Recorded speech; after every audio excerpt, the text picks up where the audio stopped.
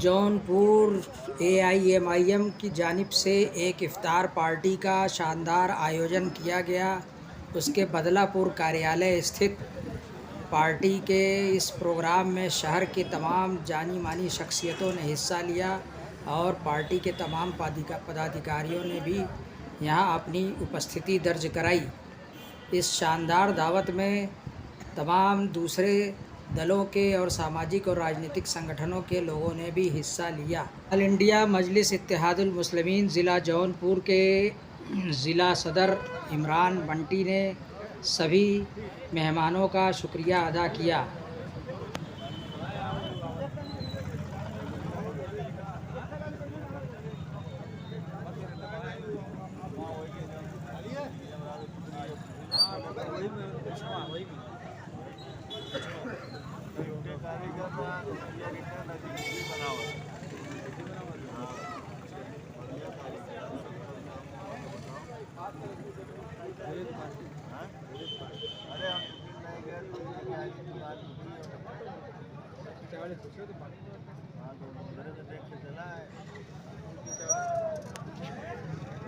देखो आज सब्जेक्ट